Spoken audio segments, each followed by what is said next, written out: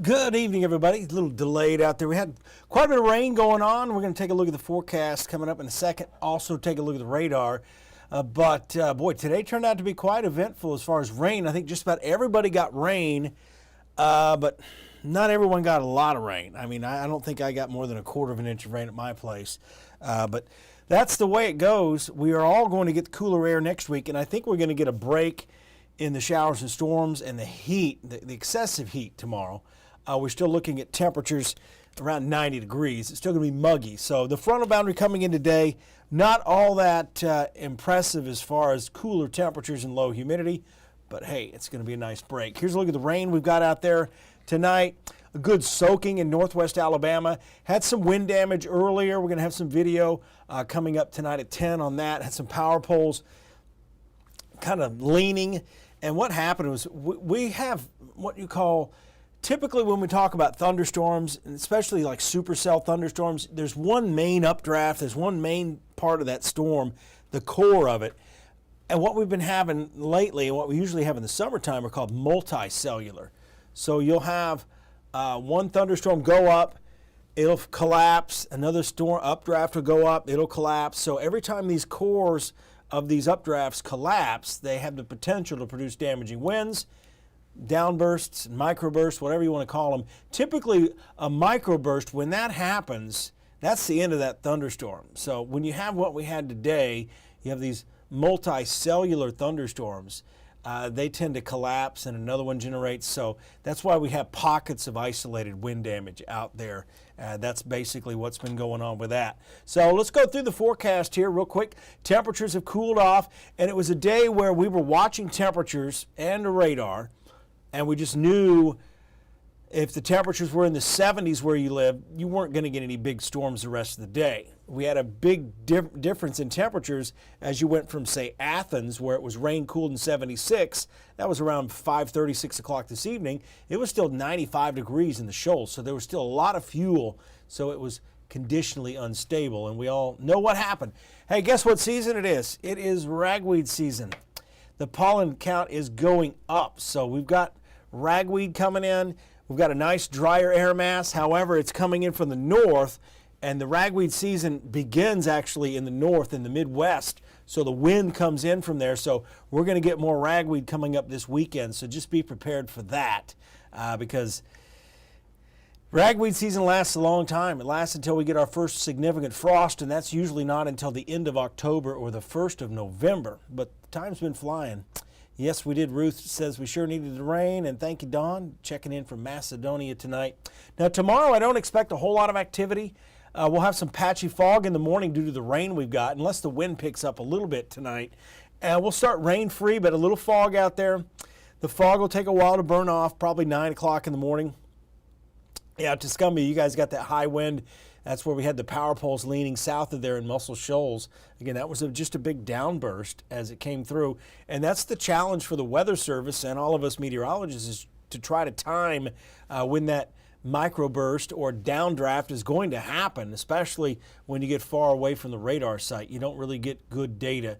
And that's really your challenge in the shoals every season, is the proximity of the radar. Even there's a closer one in town, but it's still doesn't. It's X-band radar, I believe, so it doesn't do the job that it should. At least we would hope it would do.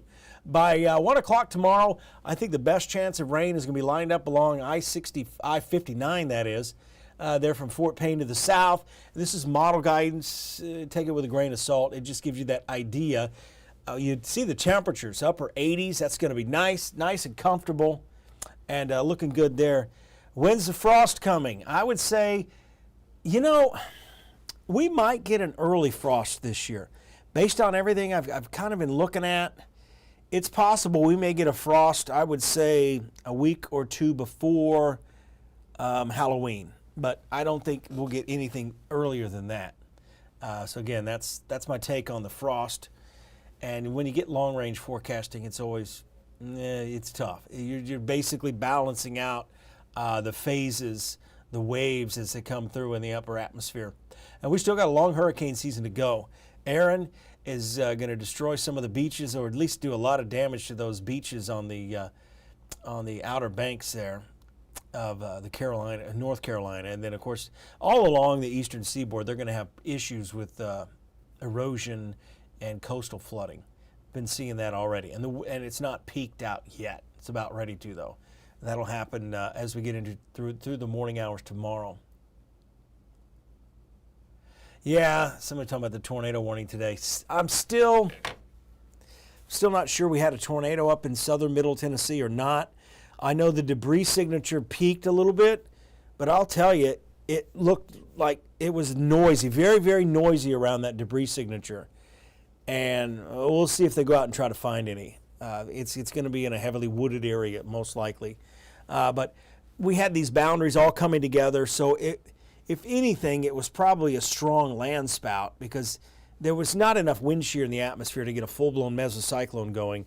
Even though the radar, it looked on the algorithm, it would look like we had strong rotation there for one volume scan. That's how quickly it went away. So again, I'll be curious to see if they find any damage up there in Franklin County, Tennessee.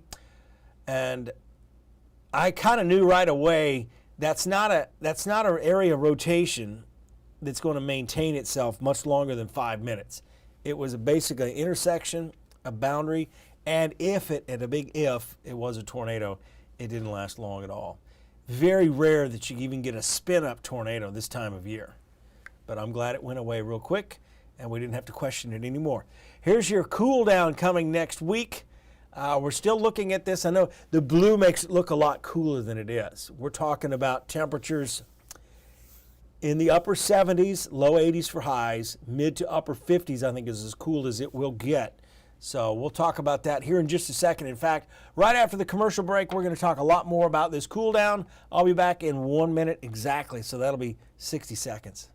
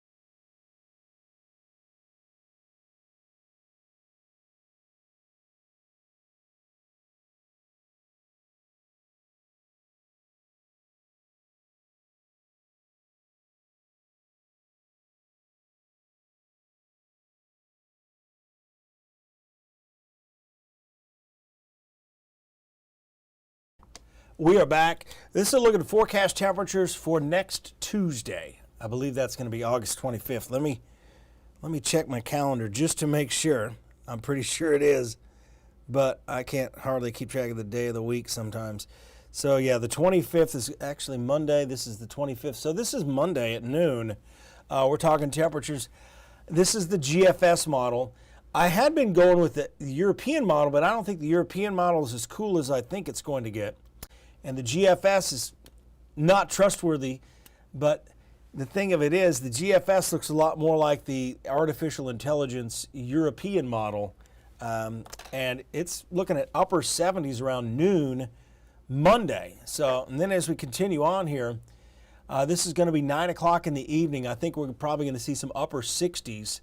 Great patio weather, and this may start as early as Sunday evening, and I hope it does because I'm really ready for patio fire weather.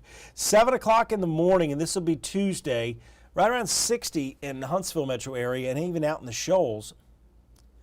And we're looking at 58 in Fort Payne, maybe cooler than that in some of the sheltered valleys.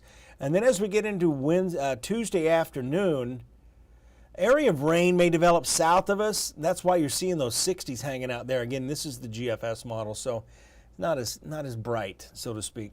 By 1 o'clock, we're looking at temperatures in the mid-70s. I think we top out 79 to 82 degrees. And then a really fast cool down. Tuesday night's probably going to be on the cool side. In fact, if you got outdoor plans, you may need a jacket. Some of you, I'm not kidding, because the humidity, the dew points are going to be in the upper 40s. So it's going to be really dry air in place. So again, that'll be Tuesday night next week, all the way down into the mid-50s for Wednesday morning. This is not going to last. This is kind of the phase we go through. We go through these false falls, if you want to call them that. But basically what it is fall trying to come in and take over as summer is still trying to put up a fight. And what happens is, and we had this a few weeks ago, but it was a totally different setup. But these fronts will come down, they'll be about 3 weeks apart. So this will come down, and then we're going to warm back up. We'll probably hit 90 again somewhere around the end of the first week of September for a few days, and then another front will come in. It'll get cooler for about 4 or 5 days. Each of these cooling progressions will last longer. And of course, if we get locked into a phase where you get high pressure that starts dominating in an area, if you don't have a progressive pattern, so to speak, we call it, that could actually open the door for hurricane season in the Gulf to steer that more westerly into the Gulf. And typically the Gulf season kind of wakes up as we get later into the season anyway. But we'll have to watch that, especially as we get into the middle of September. That is the peak of hurricane season.